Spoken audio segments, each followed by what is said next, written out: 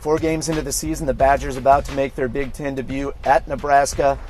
The big question is whether they will make that move in a really tough environment, with or without former Heisman Trophy finalist Montee Ball. I'm Adam Mertz, joined by Jim Posehn and Tom Mulher of the Wisconsin State Journal. Mully, do you see a way that Montee Ball plays on Saturday after suffering another concussion on Saturday? Well, let me say at first, I thought you were going to call him a former Heisman Trophy candidate, which may be the case 4 games into the season right. as well. I don't see that there's any way they can play him. I mean, Brett said that the decision will be made Thursday, and we all know the protocol that you go through nowadays after concussions, and I think that will dictate it. But we're talking about a second concussion in less than 2 months, about a 7-week span, and to me that's a serious red flag. And you're talking about this guy's future, and it's a bright future that involves the NFL, so I don't see how you can play him. Is that the case for you, Jim Posehn? Do you imagine that there's a way that they can figure out, even if there was a mild, which, I mean, Brett pushed today, it was very mild, he never lost consciousness. We're going to wait, we're going to evaluate on Tuesday and see where he's at. Yeah, I mean, I understand that all concussions are not the same. They're not all equal. However, I think this is something Montee, as bad as he's going to want to play, this is their biggest game of the year to date. As bad as he wants to play, it's something he has to think over, his family has to think over. And we've dealt with his family before. It's a very smart family. They're not going to make a snap decision. So I think they all have to get together, coaches, trainers, family, and make the smart decision. And I agree with Mully. I don't see how he can play given the time frame of the 2 concussions. And really, are there mild concussions anymore? Right. I mean, it's a concussion. Right. And that's serious. Wait, and that said, let's say that he is not playing on Saturday. What did you see out of Melvin Gordon and particularly James White, who's a guy who seems to be getting back into the groove a little bit after really a rough season last year? How do they use those guys at Nebraska, and can they fill that void? Well, I know Gordon was the talk of the town after Saturday's game just because the numbers he put up in limited carries. As Brett said in there, I thought James White was pretty impressive. I mean, he wasn't flashy, but he did a lot of inside the tackle stuff, tough running, and they're going to need that. I mean, that's kind of Montee Ball's role. That's what he's always been good at, and they need someone to fill that role. Gordon is a guy that they use in the slot, kind of brought him around on sweeps. He has not proven to be an inside the tackle runner yet, so they're going to need both those guys if Montee doesn't play. And I think it's time for Gordon's role to expand, and we'll see that Saturday. But James White is still going to be an important piece to the puzzle.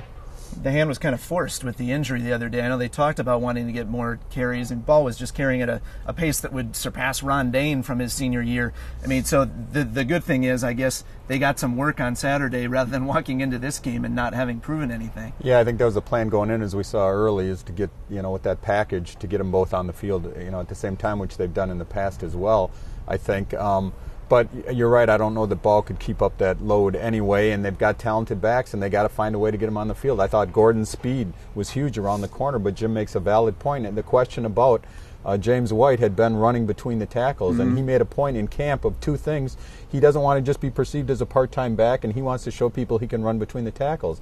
And I thought it's interesting. They used Gordon kind of like we used to perceive James White in the past as the guy on the edges, and it said something to me that James White could run that tough between the tackles, because Jim nailed it. You've got to run between the tackles as well, so they need somebody to do that, and it might have to be him. Big storyline this week, especially emanating from Lincoln, has got to be the way that the Huskers got it taken to them here last year, 48-17. It definitely started out as a closer game, but the Badgers had that thing in hand by halftime and just kept pouring it on.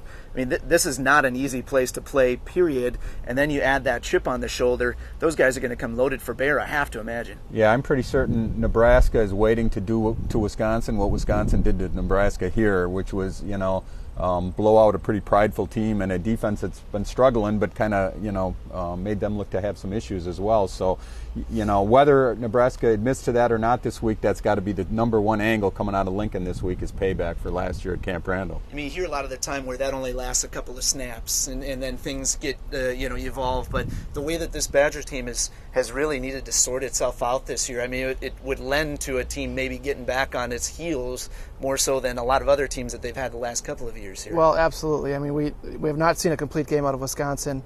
You'd find a hard time believing that you're going to see it on a Saturday night in Lincoln. I'm sure more than anything, we talk about the players wanting revenge. I don't know how much of a factor that is for players, but the fans are going to want revenge. I mean, they had their pride taken out. There are a lot of Nebraska fans here, up in that corner right there, last year that walked out of here embarrassed.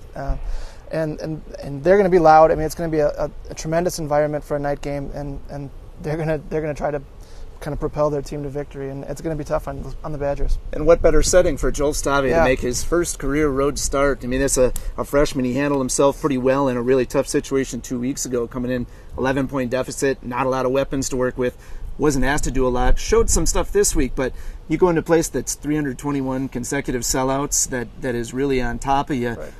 What kind of task are they asking Joel Stave to perform this week? You can't prepare for it. Could it be any more different? I mean, his first career start is here on an 11 o'clock game against Texas El Paso, and you go from that to a night game, a Big Ten opener against a team that's seeking revenge and a great crowd. It's a lot to, and they're going to pipe in noise this week. I just don't think you can prepare for it. Brett likes the guy's poise. He likes Stave's poise. He thinks he's shown him a lot. Stave did a good job the other day of kind of reacting in bad situations and doing good things, but I don't think you can predict how he's going to do in that type of environment. We'll see for ourselves. Yeah, irons in the fire, definitely. Mm-hmm. On the other side of the ball, Taylor Martinez is a guy who the Badgers clamped down on pretty well last year, but Brett Bielema was just talking about how he looks faster and his arm is improved. His accuracy is probably more what he's getting at in terms of being able to deliver the ball. This is the guy who's going to pose a real threat, especially with the Badgers kind of short-handed at defensive end. Yeah, I think there's 4 of their top 5 defensive ends had some sort of injury issue coming out of the last game, and now some of them may be back, but I can't think of a worse week to have issues at defensive end than going to play Nebraska. 2 ways that they can stress you on the edges of the defense. One is through the option, of course, with Martinez, and then the other is Martinez's scrambling ability. So, yeah, the guy's improved as a passer. I want to see it against good defenses, because against really good defenses that pressure you to react quickly, you tend to revert to past performances and past ways of doing things. So we'll see about that. But just with his legs alone, like Brett said in there, they don't have a defensive back that can, if he gets an open hole, they're going to be hard to chase him down. So really taxes the defense that way on the edges, and Wisconsin's got some issues on defense on the edges right now. We'll continue to follow all these storylines this week on madison.com and the pages of the Wisconsin State Journal.